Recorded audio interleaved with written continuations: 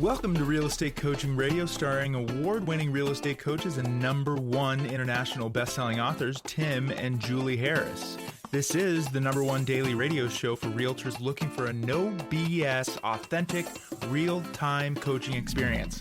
What's really working in today's market, how to generate more leads, make more money, and have more time for what you love in your life. And now your hosts, Tim and Julie Harris. Welcome back, and today is another episode of Ask Tim and Julie Anything, tough, honest answers to your questions. And we've got 5 questions that Julie and I pulled out of our emails. And a lot of these questions this week, actually, Julie, as you know, came from our actual coaching students in Premier Coaching.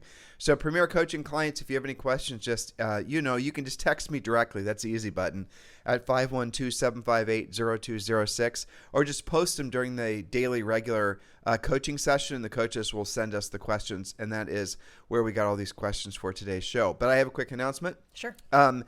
It is official. We are going to be doing a European tour that is going to encompass part of France, Italy, and Switzerland this summer for June and July. And don't forget Monaco.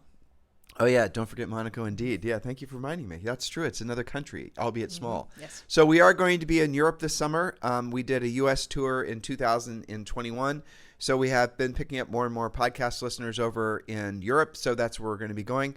We will be posting our schedule every day through Instagram while we're there, just letting all of our European listeners know, at least those that are near those countries, that, we would love to meet with you as we're walking up the Eiffel Tower, walk with us and things of that nature. You know, it's fascinating. Our minds are all geared towards countries being super far away from each other. Yes. But over there, it's like, 3-hour drive. Now you're in the middle of Germany and, 3 hours. Pretty cool. Yeah. So anyway, there it is. If you are listening to us in Europe, we are coming your way in June and July. All right. So Julie, this episode of Ask Tim and Julie Anything was a little bit all over the place as far as the questions go. So let's just jump right in. And the first question is, I do get this quite regularly. Sometimes I even post the answer to this question on Instagram, is what podcasts do you listen to regularly? Yes, and we'll go through some of these. Maybe we'll talk about, why we like a couple of these, and then we'll move on to the next question. So you and I both listen to the All In podcast. And how would you describe that? Because they talk about so many different things every week. Well, I mean, the reality of it is it's, 4 billionaires talking about where they see business opportunities. Mm-hmm. But they do give a lot of insight as to things that are way around the bend that a mere mortal like all of us would never have exposure to. That's the reason we listen to it. A lot on AI lately. They do have, it seems, when they're in their wheelhouse, their opinions are really good. They had some, I think, ill-informed opinions with regards to the, commission sharing lawsuit and thing like that. But for the most part, it is, I think, it's definitely one of the top 50 podcasts in the world. I think maybe it's something all of you will benefit from if you even have a tiny bit of entrepreneurial angst. So the next one is How I Built This. And Julie, what's that one about? That's where the host takes either a product or a company. Let's say it's, I don't know, he did one on Duolingo, right? So how did Duolingo happen? Who founded it? How does it work? How is it profitable? It's taking a business model and putting it together and taking it apart. I find it very interesting. What we intentionally do is we listen to business podcasts that aren't overly businessy, and we also like to lean into biographies or anything basically is telling a story about how somebody else built a business. Because if nothing else, you can get inspiration because you realize you're not the only weirdo out there trying to be, for sure, do something unconventional. All right, Julie, the next one is one you listen to. I actually haven't started listening to this one. It's called Dennis and Julie. What is that one about? Yes, and that stands for Dennis Prager and Julie Hartman. This is quite interesting on many different levels. They talk about current events. They talk about what's happening, what they're thinking about it, but also on a different level. Dennis is probably in his 70s. Julie is, not me, Julie, this is Julie Hartman. She is 22, I think, freshly graduated from college, and it's interesting to hear how they interact with such an age difference. He's Jewish, she's Christian. They have different takes on things, but, it's a great discussion. They do it on the fly. They never talk about what they're going to say to each other before they start, so it just grows organically. Well, so the reason you listen to that one, I think, because you tell me about it, is that it is a source for you to, they're talking about whatever is in the, I think, the zeitgeist with regards to a lot of the cultural issues that are going on. Current event stuff. Current events without having to listen to Fox or CNN or anything. Yes. That's what you're doing. You're running your, and you and I were talking about this when we were making this list of podcasts that what we do is we look for people we trust that will filter the information that's out there so that we can get an informed decision, because we realize that a lot of times when you're listening to the media, it doesn't matter where it's from. A lot of it's just complete, garbage. So by listening to Dennis and Julie, I think that's what you're doing. You're filtering the, a lot of the pop culture stuff, but more specifically, some of the things that are feeling a little bit like cultural dividing issues that are being filtered through those two. All right, My First Million, I'll do that one. That one is basically despite the title, it's another really great podcast for entrepreneurs. So if you are, again, as all of you are, small business owners, there is a ton to be inspired by listening to with My First Million. Again, they lean into the tech end of the world. These guys both made their money in the tech industry. Well, one of them actually made it in selling a newsletter, which was kind of interesting. But the newsletter was about crypto, so it's all kind of the same thing. Do listen to My First Million. It's another great podcast. The next one we listen to is Expedition Unknown. Now, that one is Julie exclusive, so tell me about that one. Yes, I think of some of these, some of my personal ones is Mind Candy, which is just a tiny little break to the day. Expedition Unknown is unsolved stories and urban legends. For example, what I'm listening to today on that is all about the lost colony of Roanoke. And, what the different, they literally have only a few coins that they've discovered from the very first colony, which is an island off of North Carolina, Roanoke, right? And so what happened to them? What is the speculation? What is the evidence? Did they go inland and starve, or were they taken over by Indians? When what was happened? This? What? 1585. Wow, so that was way early. Early. So this was the first 118 settlers from England. From England. Wow, that's incredible. My people came here in 1635? This is before the Mayflower. Yeah. So what happened there? Right? So moving on to Away with Words. I listen to Away with Words. It's a new podcast that I'm listening to, which focuses on, just how you're using words. It's writing, it's pronunciation, it's making sure that when you have a grammarly correction that it's correct. So for those of you who write a lot, that's a good one, just 20 minutes a day on that. Now remember, the list of all the podcasts we listen to, as well as all of our show notes, are available to you over at Harris Real Estate Daily. I know this is an unconventional podcast, but we like to leave Fridays a little bit, I think, less formal, to give ourselves a break and to give you guys an opportunity maybe for us to drill down on some of the things that are floating around your minds. But all these podcasts, and we have a few more, definitely inspire us. And we use these podcasts, Julie and I will talk about them. So if we're listening, a lot of the podcasts we listen to the same ones, and then we'll talk about it later. We'll talk about that on our walks. We talk about that over dinner, and we'll just share notes and kind of compare. Then you guys can see there's an indirect benefit from the relationship perspective when you have a shared experience. A lot of times I've noticed, Julie, and this is kind of off topic, but when we have couples that we coach, married folks, they will have a tendency sometimes to have issues with regards to the fact that they're all they're living distinct lives. And there's nothing other than the fact that they share a household and maybe children that bring them back together. I think that's really a common problem, honestly. I think so too. Especially if both of them are working. Maybe they're not sharing a common North Star. Exactly. And that's what podcasts have a tendency to do. When Julie and I first got married, we used to listen. We got married when we were young, 20 and 21, but we used to listen to Dr. Laura Schlesinger every day. And she became basically our mother, grandmother, marital counselor, everything you could possibly imagine, all wrapped up in one. But we listened to that every day, and that definitely kept us, on the North Star direction. And also, Bruce Williams was someone I used to listen to. Read my mind. Yep, yeah. I used to listen to him every single day for business advice, and I think he was a syndicated AM radio show host. Why am I sharing all this with you? Because we are constantly surrounded, especially nowadays, with folks that are more than willing to give you their great ideas and inspirations and share things with you that are going to cause you to frankly be motivated. And all these podcasts in one form or another cause us to be motivated by being intellectually stimulated. And notice, Julie and I do not listen to any news. We do not listen to anything that's going to be in any way adverse to our mindsets. Even though we feel like we have strong, powerful mindsets, none of us have that strong, powerful mindsets when it comes to some of the salacious stuff, by the organized news media who's designed to essentially be, propagandizing all the salacious headlines. We're immune to some of that, as are all of you. So none of our podcasts in particular are anything to do with essentially what maybe everyone else thinks is important based on what CNN says is important this morning. Yeah. And I'll share this with you too, Julie.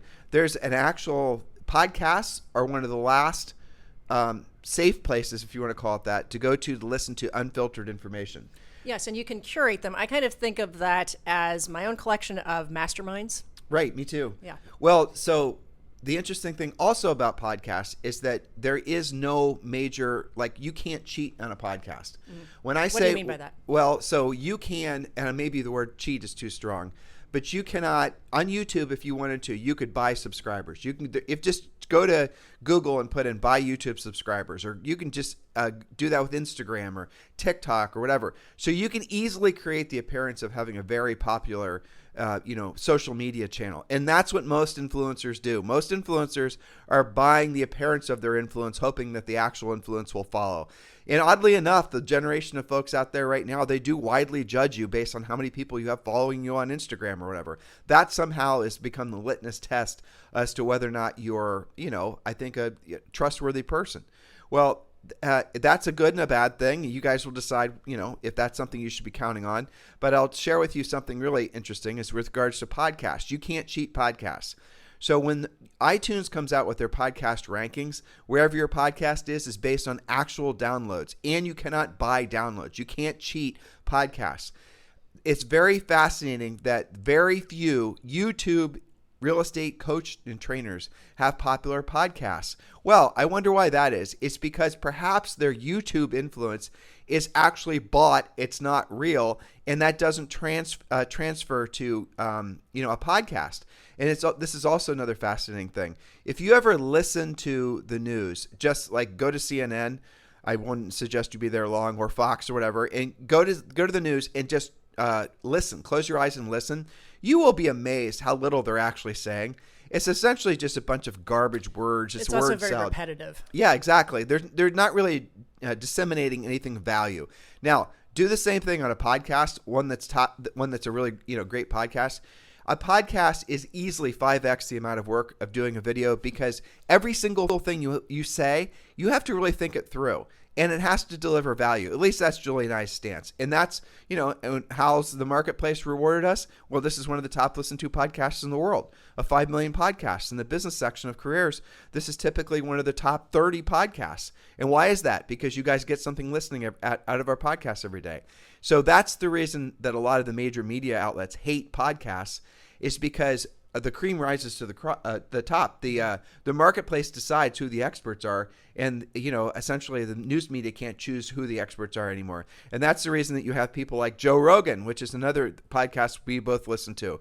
I don't listen to all Joe's podcasts, to be honest. I mean, the comedian podcasts that he does aren't that interesting to me. It has a huge variety. It has like wrestlers, comedians, and then like intellectual type scientists. I like the variety. I don't listen to all of them either. Some of them are, I call him his dude podcast. Yeah. Where he talks about hunting elk and stuff. But why do you like Joe Rogan? There was a funny survey that came out recently, or is asking women in their 20s, if you find a guy you're interested in dating, if you find out if he's a Joe Rogan fan, is that a red flag? And like 99% of them said yes. Probably. But that's really ill for him, because he's not overly liberal or overly conservative. But why do I listen to him? Because I really love his interviews with these Graham Hancock and all these other folks that are, I think, the purveyors of unconventional truth that would have been called, that a lot of people are very skeptical of. Conspiracy theory types are always interesting, especially in this era that we're in now, because a lot of the things they were calling conspiracy theories just 3 to 5 years ago have now proven to be true. Remember the whole COVID thing, all these types of things? Julie and I love to listen to countervailing information to check ourselves. And we do that on a personal level as well. So if we find ourselves being resolute in a particular position about something, this is a way to keep yourself, frankly, your brain a little bit more elastic. We'll go and check ourselves. We'll go and straw man and steel man our own arguments to find out if there's any reason why we might be wrong. We'll do that before we do a podcast. We'll debate a point that we're going to present to you guys, just to make sure we're not being overly biased. We've been doing this for a long period of time, so we have our opinions. We want to always be running our opinions through filters to make it so that we're giving you guys best of breed information. And sometimes we have to bend our long-held opinions, but let's be honest, very rarely. Yes, All right, but at least we check ourselves. The next podcast we listen to, so Joe Rogan was the last one. The next one we listen to is Housing Wire Daily. By the next question we have, you guys will love too. So this is just still question 1, so stay tuned for question 2. All right, so Julie, the next one is Housing Wire Daily daily. We listen to that literally daily. Yes, it's definitely bent towards the mortgage side of things, which we all should be tuned into. What's happening in the mortgage world. But I in particular, listen to the Monday and Thursday shows with Logan Motoshami because he gives us a lot of stats and facts on a weekly basis. He also does the housing tracker for Housing Wire on their website. So he follows things like, is inventory up or down? Where is all the inventory coming in? Like there's tons of inventory in Florida and Texas. Is it happening in your neighborhood? So that's keeping up literally on a daily or weekly basis housing news. All right, industry relations with Rob Hahn and Greg Robertson. I have to give these guys credit, well, Rob in particular. He had nailed you and I remember very clearly when we were doing our U.S. tour, and we were driving around out west of the United States, and we were listening to these guys trumpet on about the commission sharing lawsuits, though they were called something else at that time. This was in 2021. Yeah. And Rob, though overly dramatic and has a tendency to overly, I think, I would say, dramatize his points. He was right with what he was expecting to have happen. Not, I think, 100% right, but at least knowing that the commission sharing lawsuits, again, they weren't called that at the time, were something that people should be talking about and that they weren't. So we listened to Rob and Greg, and not all their shows, but most of their shows are very interesting.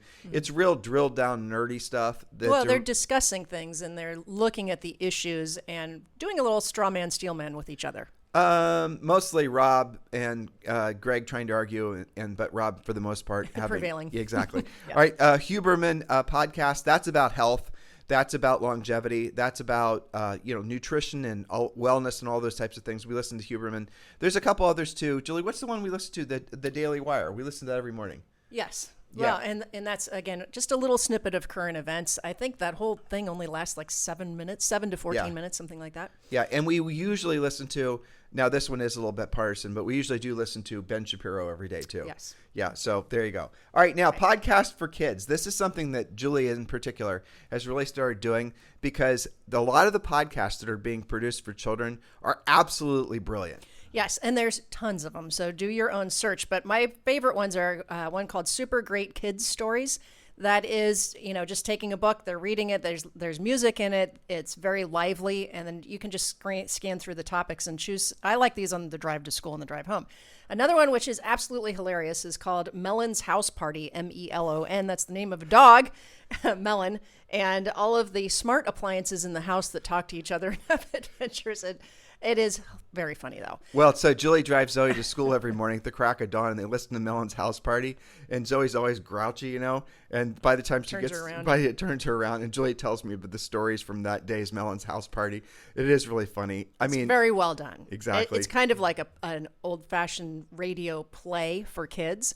And then there's lots of Christian podcasts for kids. PragerU does a very good job with little snippets and themes of things that are digestible by kids. So do your own searches, but those are my top 3. Well, aside from that, you've been digesting, I mentioned this on the show the other day, you've been podcasts and books about Christianity. Yes. And it does seem, again, it might just be our bias, but it does seem like the pendulum is definitely swinging back, as it has many times in history, back towards a more conservative, albeit maybe more, I think, religiously foundationed country. Yes. I'm not saying, I'm tripping over my words, but there it is. Look at where the founding fathers came from. This stuff has been around a long time because it works. Our laws are based on, Judeo-Christian values. And so I'm just kind of deep diving in that, making sure I understand different things that have happened in history and the take on that. And a lot of that I do listen to with Zoe, just so she kind of gets it in her head with a strong understanding. All right. So the second question we got is, what do you do on days where you just don't feel like doing what you don't want to do and you don't want to do it at the highest level? And let's be honest. Or at any level. Right. But let's be honest. A lot of what all of us do on a daily basis are things that if you had a day off, you would not be doing. So the reality of it is every day, Julie and I, and you, by the way, dear listener, are having to force yourself into doing things that you don't want to do and you don't want to do at the highest level. And it, just being honest, it doesn't get easier. It always sucks to do what you don't want to do and you don't want to do at the highest level. But the accumulation effect over time is far beyond what you can possibly imagine. So, Julie, you wrote most of these points down. I edited some of them. That's okay. So again, the question is, what do you do? What do we do on days when you just don't feel like doing what you don't want to do when you don't want to do it? Okay, so my prevailing thought here is do it anyway. Don't give yourself an option. That's where the trouble begins. Well, I'll do it tomorrow. I'll do it this afternoon. It's Zoe's favorite. I'll do it later. Next is, again, starting in the morning, never hit the snooze button on work days. That's where you start hitting the snooze button throughout the workday. Exercise to break your mental cycle of procrastination. It's hard to be lazy when you have a higher heart rate, for example. I will say the exercise thing is the greatest mindset hack ever created. For sure, especially when you do it earlier in the day. Right. And so if you're 100%, even if it's only like a 15-minute walk, the exercise thing has so many benefits beyond just basically, your body getting worked out. It's mental, and the mental benefits will last throughout your day, and they accumulate. So if you work out every day, maybe it's just a 15-minute walk or whatever, after a week, you're going to feel the difference. After 2 weeks, you're going to feel the difference. And what happens is you actually start feeling different. Now, why do you feel different? Because your body physiologically is operating at a higher level, but also because you're looking back and realizing that you did what you didn't want to do and you didn't want to do it at the highest level. Mm-hmm. And then you can add to it. So if you're starting from ground zero with your workout routine, I mean, my 84-year-old mother lives with us. And she works out every single day, and she holds herself accountable to it. She'll go out on a walk, maybe 2 walks a day. And that's something that she has just worked into her. She doesn't feel like doing it most days, I'm sure, but she does it anyway because it's part of her daily routine. That's maybe where I originally learned, the whole the ethos of doing what you don't want to do and you don't want to do it at the highest level. But the moral of the story is definitely work out every single day. And that's really, really critical. And then as you essentially start getting addicted to it in a strange way, then you're going to want to probably increase. And, Julie and I have been on, we've worked out consistently for a long decades. Years, yeah. And we've increased to the point now we're doing kettlebells and things like that. And we talk about that a lot on our Instagram channel if you want to check us out.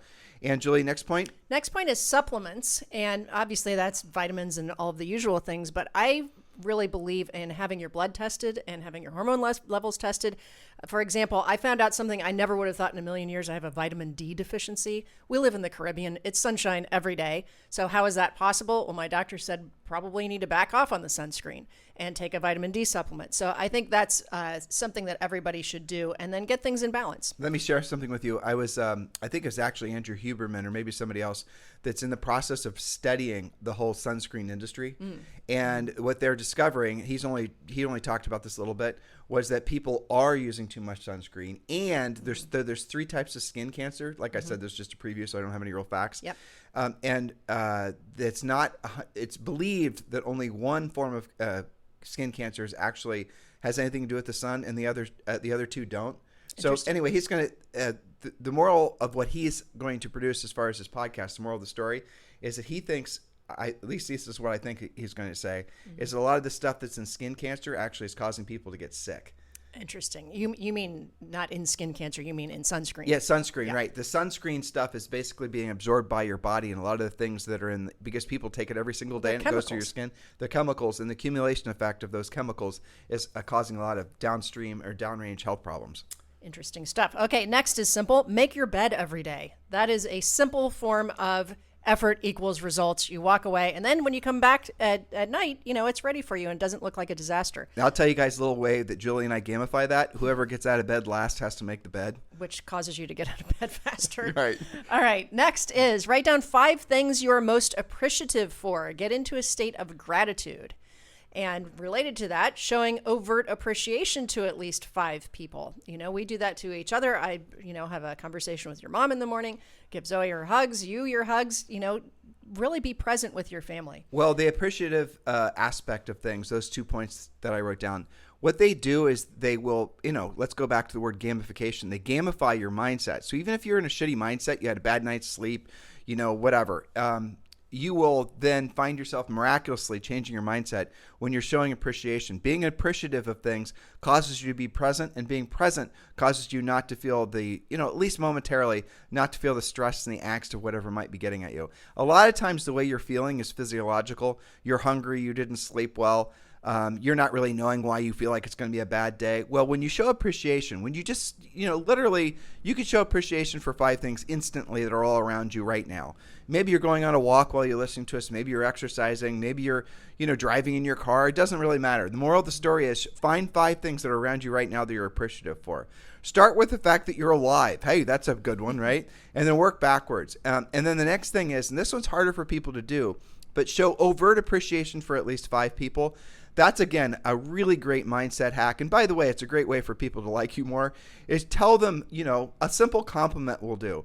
Or mention to them that, you appreciated something that they said at a party that, you went to with them 2 weeks ago or something. Things like that. Or maybe it's just simply showing appreciation for, you saw them post something on one of the socials that you want to show appreciation for. The key to making it really work is doing it voice to voice or person to person. Don't do it digitally. But if you want to kind of hit the lazy button, do it digitally, but at least get the work done. Next one, Julie, is know your 3 to 5 daily minimum standards. So we can talk forever about that. We've done podcasts on that. We have, but the gist of it is all of our days, essentially your days, really are measurable by whether or not you are able to successfully do 3 to 5 things. And the accumulation effect of those 3 to 5 things will change your life. So for example, we just gave you a couple. Every single day you guys should be showing overt appreciation for all the people in your life that matter to you the most. And you should be, hugs and kisses and things like that. You should be, these are suggestions, right? And like Julie said, we've done a lot of podcasts on this. You should be overtly showing appreciation for at least 5 people a day in the form of, like I said, face-to-face, belly-to-belly, voice-to-voice, or at least writing cards to them saying you show appreciation. You should be taking your supplements every day.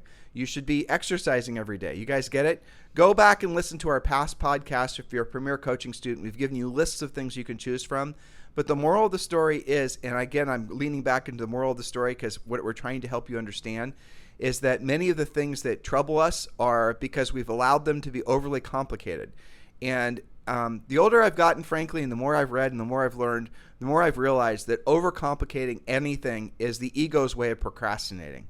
So if you're finding yourself creating these really ridiculous, schedules and plans and lead funnels and all the rest of it, all you're really doing is procrastinating, doing the real work of real estate, which is having real conversations with folks. So always drill down and find out what those 3 to 5 things are that you should be doing every day that gets you the most results every day. Well, it's funny that this point came up on today because I had several conversations with my elite coaching clients about this concept of daily minimum standards with regards to their business life. I think there's 2 sides to this. Your personal life, like showing gratitude and things like that, and then there's your business life. And usually this comes out on a coaching call when an agent is feeling really overwhelmed or burned out or something like that. Several of my clients are in a great level of momentum. They have lots of things going on, but that can cause you to feel really scattered and out of control. So we do a waterfall approach in coaching on this, that what are the most important, let's say, 3 things in your business day. Number 1, taking care of your existing pendings because they're counting on you to make it to the finish line. Number 2, relentless, furiously fast lead follow-up because that's your future business. And then number 3, continuously curating your long-term future business. That's like making your contacts, scheduling your open houses, all those things. And when you're doing just those 3 things, you're going to keep the train on the tracks, and other things can be temporarily backburnered. It's okay to leave some plates still spinning in the air. And you can combine a lot of these things. So if you're showing overt appreciation for 5 people every day, you can always, tag on whatever the conversation was. Hey, by the way, before I let you know, who do you know is thinking about buying or selling real estate that I should be helping this market? You can combine things with regards to, your daily work efforts. For example, we will suggest that you're putting yourself in a position where you're going to, this is kind of advanced and some of you won't like it. You'll recoil a bit, but it's still a great mindset. If you are putting yourself in a position to hear the word no at least 5 times a day, that was a fantastic day. In other words, no from a decision-making adult about buying or selling real estate. That means you actually stepped up to the plate. And even if you didn't get it, even if the ball didn't hit the bat, it does not matter. You at least made the effort. Why does it matter? Because at the end of the day, what really burns all of us out emotionally, and unfortunately, there's adverse effects on this financially, is that if you don't know really what the hell you're doing every day and you can't really stop to say, I had a good day or I did a good day's work, right? You're not essentially, you're only celebrating when you have a closing, or celebrating when you take a listing, or celebrating, those types of things. I'm here to tell you that the real tiny little celebration should be happening every single day when you do what you don't want to do, when you don't want to do it at the highest level. And even if that's just 3 to 5 things that you're doing at a very high level, the accumulation effect, the momentum that you're building, albeit slowly, is profound. And, if you're saving, like we're going to set up Zoe gets paid for doing chores. So we're going to show, though she's not showing any interest in this yet, we're going to show her the accumulation effect of investing her money. Again, she's 10, so wish me luck on that Grain of mission. salt. Yeah, exactly. But anyway, so we're going to show her that if you put in, $10 and you do that every single week, and you show it, and this is how much it's going to be worth then. This is going to be how much, when you're this age. Again, she's 10, so I'm only hopefully planting the seeds that will get her to understand the benefits of building long-term momentum. But hopefully all you are resonating with that message as well. All right, Julie, we've got a lot of other sub-points written down on this. We can probably summarize. Yes, where would you like to go next? Well, I really like this one. The affirmation that you personally use. Oh, so use affirmations like, I'm a doer, I do things now, I get things done. Now, just saying that once might not get you there. I've usually probably 5 times in a row, especially on Mondays. I'm a doer, I do things now, I get things done. You can't really procrastinate when you've said that several times to yourself. You will go immediately to getting things done. So memorize it, post it, write it on your mirror, make it as a pop-up, whatever you have to do. It does work. So we have probably another 20 points that we wrote down under here. You can get all of our notes from harrisrealestatedaily.com. It doesn't cost you anything. Just go to harrisrealestatedaily.com and subscribe, or just scroll down below and click the link below, and you can get all of our notes. But we have a lot of things. You and I worked probably too long on this. You should be visiting your money every day. Julie and I use monarch.com. By the way, monarch.com and none of the podcasts we mentioned are sponsoring this podcast. This is our honest, unfiltered information. True. Yeah. So monarch.com is a really great app that we use to monitor all of our accounts. We found things on our Monarch account that were recurring, that were old charges from like 5 or 6 years ago, and they would change the amount every 90 days. So one month it was $9.99, and another month it was like $7.69 or something. These are things we had definitely, unquestionably canceled. Right. And so we went back and we found, I bet you, at least $300 a month worth of recurring garbage charges that were just basically scam charges. I was shocked, honestly. Yeah, absolutely. Well, so we didn't really explain what Monarch is. You guys can look it up, but it ties all of your different accounts and assets and investments together into one dashboard. So you can log in and you can, click around and see, how is your money doing? How are your investments doing? What's going on with your rental property values? And then because it ties to your credit cards, that's how we discovered that there were these weird recurring charges that we were convinced we had actually canceled. But the way they set these things up is so that your brain is going to see this strange amount. Like if you see $9.99, well, that's going to maybe be something you're going to, I'm going to take a look at that. But if it's some sort of strange amount, you're just assuming, well, that just must have been a legitimate charge that went through when I was at the Starbucks or whatever. Again, you got to pay attention to all this, and Monarch does a great job. And it actually goes in and flags all the expenses that it knows might be weird based on all the other customers, and they know, patterns and things. Exactly. So you're getting the benefit of all their customers and their really cool AI. Yeah. It also creates budgets. Once you've had it for a few months, it'll say, you normally spend X on groceries. You are $200 over your grocery bill. Are you sure you did that? Or something like that. So it helps you keep track without having to do a forensic search on all of your different accounts. All right. So question 3, I've been in real estate for 12 years. I've had huge ups and downs. I got this question probably 3 or 4 different variations. Yep. I actually had a call like this yesterday. I'm feeling burned out, help. And I'm going to start out by saying this. One of the best ways to know whether you'll be successful in the future is if you've been successful in the past. And when Julie and I get a new coaching client, and this is somebody that's probably joining Premier Coaching, and maybe they're a new agent and they're just doubting themselves. They're getting pulled in a million different directions. They have brokers, office managers, air quoting YouTube coaches telling them to do a bunch of different things. So they don't know what the hell they're supposed to do. The question we always ask them is, what have you been really successful at the past? They're doubting their ability to be successful in real estate. What have you been successful at? And sometimes it's easy. Well, I used to be an astronaut. Okay. I used to be an Olympic skier. I used to be something, I had another business that I sold. All right. Well, that person's going to probably be easy to direct because they know the work it takes to be really successful at a high level. So that person, frankly, is very coachable. Then you're going to have somebody who's really never been successful at anything in their whole life.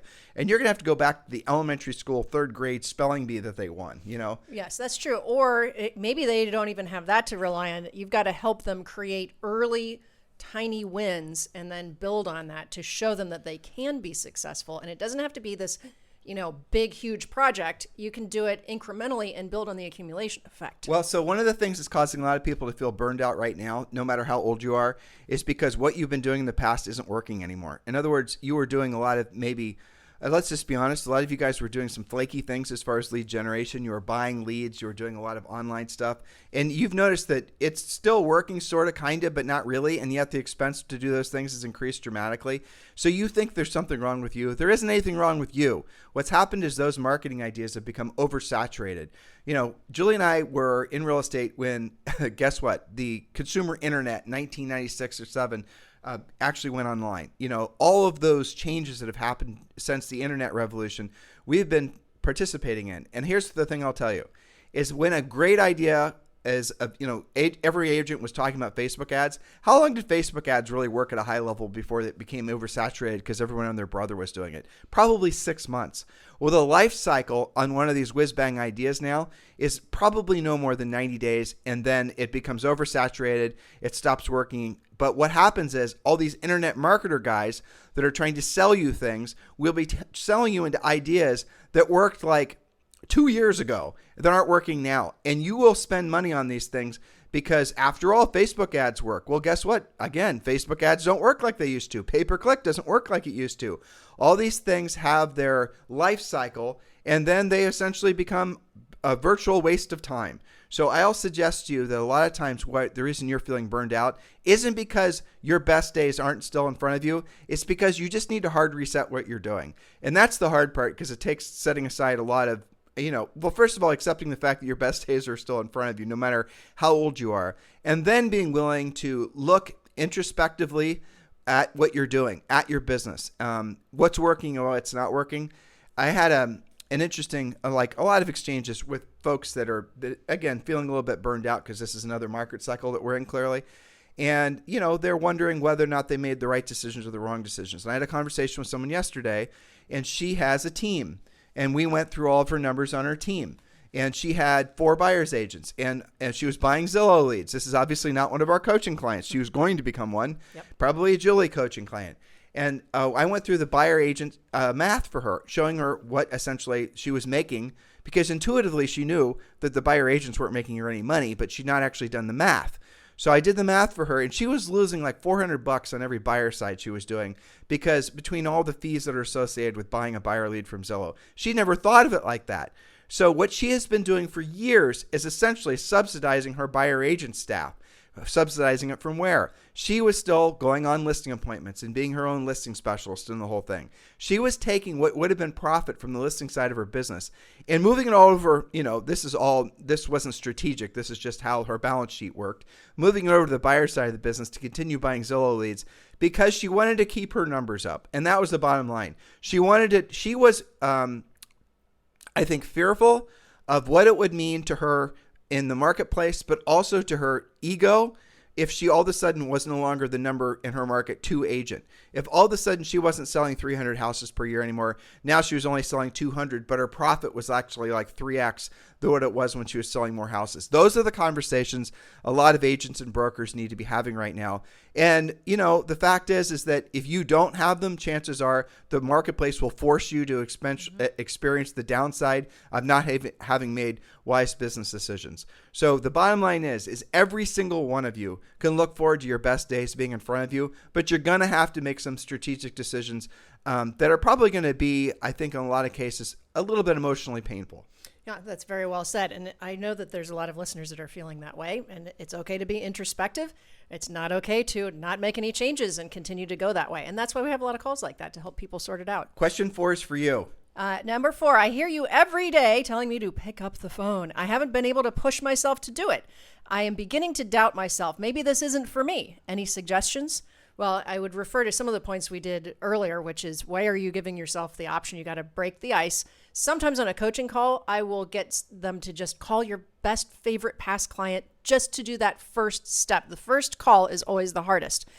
Some of you, it's the category that you're calling that's freaking you out. Maybe you just have convinced yourself that you're going to be a terrible agent if you don't figure out how to call for sale by owners. Well, maybe that's too much of a heavy lift. Go to your past clients. Have you done a really killer job on your lead follow-up? Warm up on calling people who want to hear from you, and then get into some of the more challenging things. You can do it. These are just conversations. You're used to having conversations, but they're a bit more targeted, maybe a little bit more scripted. You're having a conversation about real estate. You do real estate for a living. Don't make it so hard. I'm going to tell a story that you'll remember. Sure. So we were in Hawaii. Mm-hmm. We were standing on top of a platform that was probably 2 stories up, maybe 30, 40 feet, something like that, maybe even 50 feet. Mm-hmm. And we were there with Andrew. Oh, yes. Okay. I do remember this. And You're already striking panic in my heart. You were. This. And you and Andrew are a little bit on the analytical side, let's say. Let's tell them why we were standing on a platform. Oh, in that's the air. true. Because we were ziplining. It was a ziplining ropes course, sort of like trust building. One of those things like when you're up there, you're just wanting to get the hell over as fast as possible. All right. So, Julie and Andrew were standing looking over at the edge. And now, let's just be honest, you do have a harness on you, but you're going to fall straight the F down.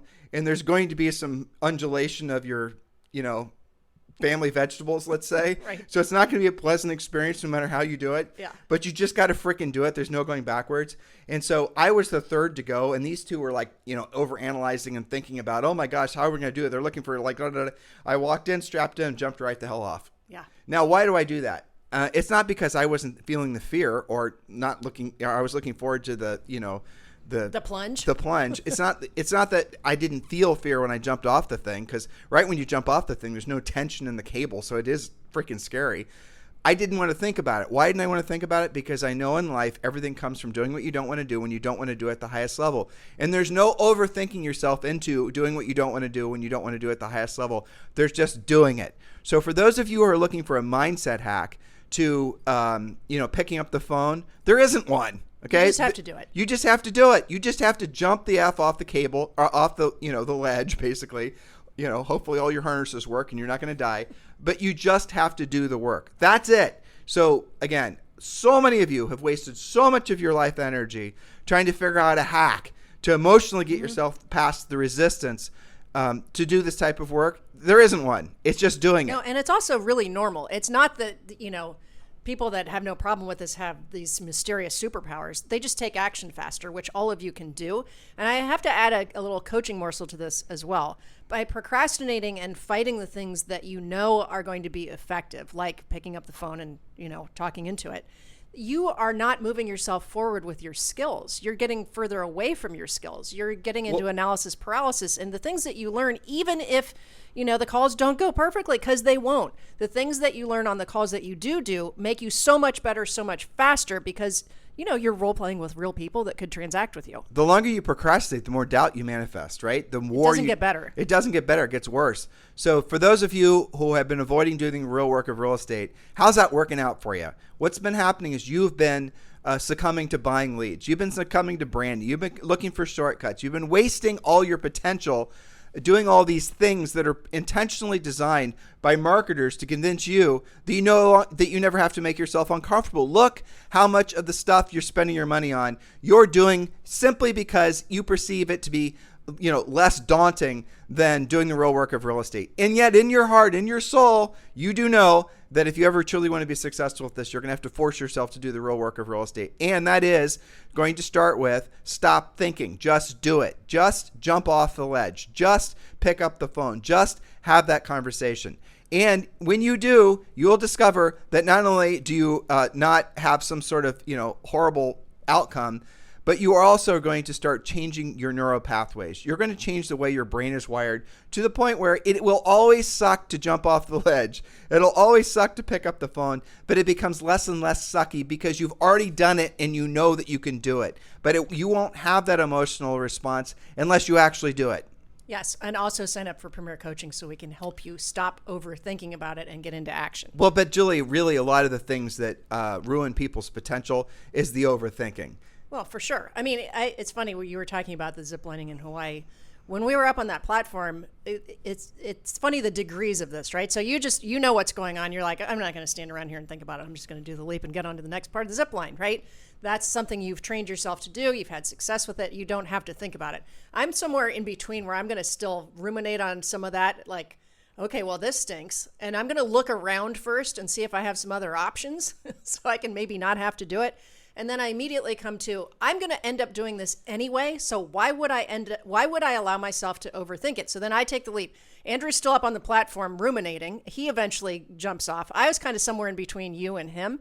But my assessment is, what's going to happen if I don't do this? But you're making a good point. You probably would have figured out a shortcut had I not actually shown you that it can be done. So by doing it first, you then gave yourself permission to do it because you didn't want to have me do something that you wouldn't do because we're competitive. But that's the whole point of having a coach. That's the whole point of basically being around people that have really, truly done it at a high level for a long period of time, because you can follow them confidently versus basically, a lot of these false prophets that people are following right now, not just in real estate, not just in training, but in life in general, they're completely fraudulent. They have never actually done what they're supposedly teaching you how to do.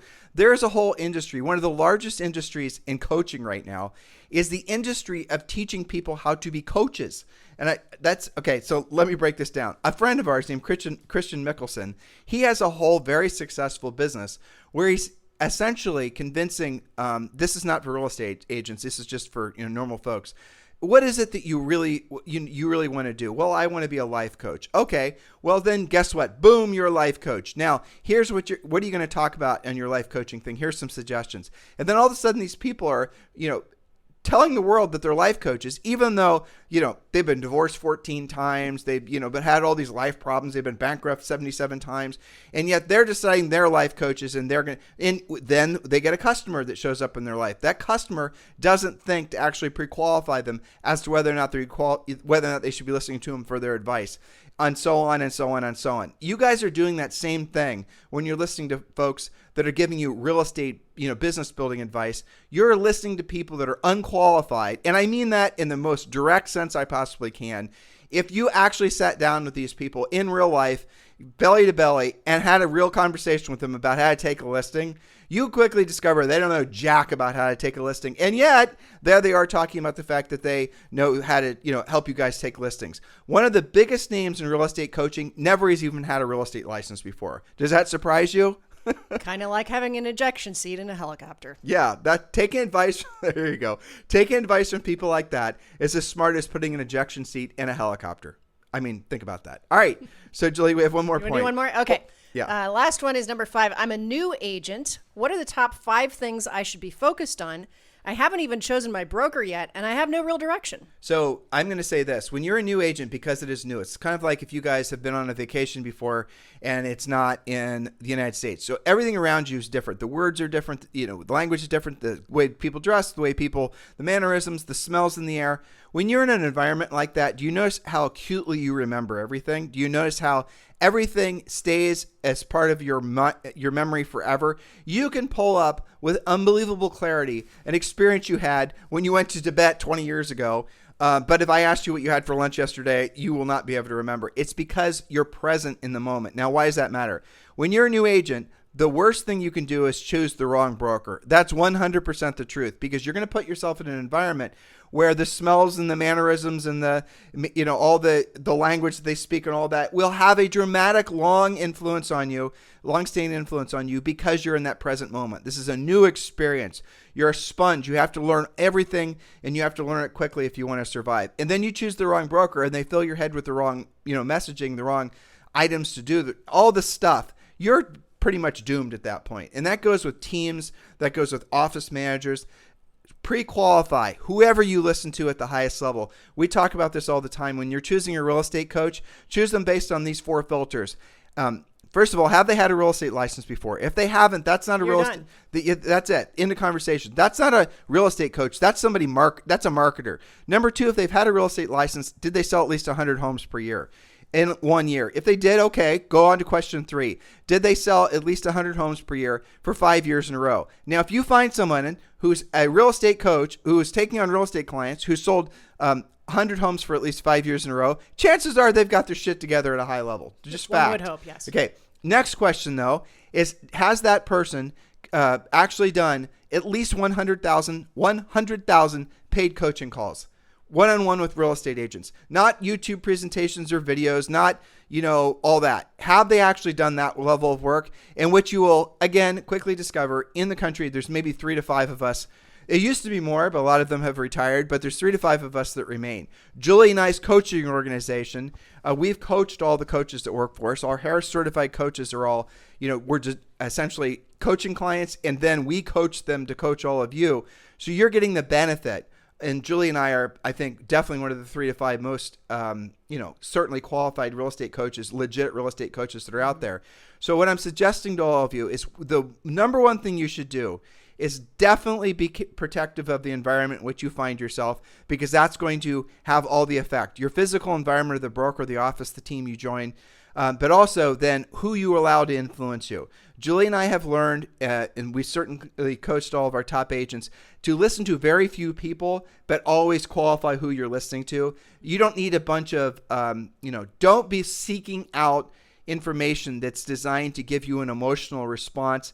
That's essentially you're feeding your desire for salacious headlines. So avoid clickbaity headlines, and the more successful that you become, the more you're going to realize how important it is to keep your focus small, not grand. I don't know. I mean, what other things a new agent should be focusing on? Well, I was going to refer them to one of our podcasts, which is for new or newer agents, because on that podcast, we talk about some of your fear. A lot of your fear is fear of the unknown, because you have a lot of unknown. You have what we call an experience deficit. So on that podcast, and certainly in Premier Coaching, this is included, where it's a list of how to defeat that experience deficit. So maybe you don't really know that much about houses because you know your house, your parents' house, maybe your best friend's house. So go take a week to preview your market from beginning to end so you know something about the neighborhoods and what you get in the zip codes and all that. It has a list of things that you've never experienced before, like a buyer side closing, a seller side closing, visiting new construction. You can deep dive into all of these things, take a 30-day period to stuff yourself full of experience, get scripts, don't spend a lot of time screwing around, speculating, trying stuff out. This is a real deep dive specific list of how to cure your experience deficit. And if you've been in a brokerage for a long period of time, and if you're the top agent in that office and you're feeling a little bit like you're stalling out, it's time for you to do a broker upgrade. A market like this, really, it's going to separate. There's a huge bifurcation that's already happening in the industry where you're going to see the agents that truly have skill. They're going to start really dominating the industry. And there's agents that are learning to have skill. And then the ones that have sort of just been riding the wave of the market that existed 3 years ago that doesn't really exist now. We have been preparing all of you for the last 20 years for a market like this. If you are ill prepared, then heck yeah, let's have a conversation about you becoming a coaching client. We've made it very easy for you. Just join Premier Coaching, and you can click the link below or just go to premiercoaching.com. And I'll definitely say this. There's going to be, actually it was Mark Willis from Keller Williams that said this. There is massive consolidation that's already happening in the real estate industry, and that's just going to accelerate. Brokers, teams, small offices, big offices, they're going to be consolidating. In other words, some of them are going to go out of business. Some of them are going to merge with others. But what we see, and this is going to be a long-standing trend in real estate, is a huge number of brokers and offices and obviously individual agents are moving over to eXp Realty. There's no doubt that's happening. In just this past week, I have had conversations with the smallest office was, I think, 40 agents, and the largest one was 2,000 agents. These are all brokers that are saying, listen, I realize this business model I have, it was great 20 or 30 years ago, but it's terrible now. And, explain to me how eXp is going to improve my lot in life. And it's frankly not a hard conversation. It usually just comes down to the math. And so we show them, and then they have a clear path forward. And guess what they find again? Their motivation. We had a conversation, Julie and I did, with someone who was 64. And they thought, well, I'm just going to retire. And we talked about, what does that mean to them? And they didn't quite have enough assets to retire. And I have to sell my house and I have to this, all the things. So they're essentially slipping into the idea that they're going to have to start compromising because they believed that their best days were behind them. So we painted the EXP picture for them, showed them the math and the motivation that instantly happened as soon as they saw how simple, with just a few changes, they could make their lives was just incredible. There is a clear path forward for everyone. And in our opinion, eXp Realty is definitely going to be one of the first things that all of you should be seriously considering. So if you're in eXp Realty, congratulations, you made the smartest business decision probably of your life. If you've yet to make that decision, let's have the conversation. Text me directly at 512-758-0206. 512-758-0206.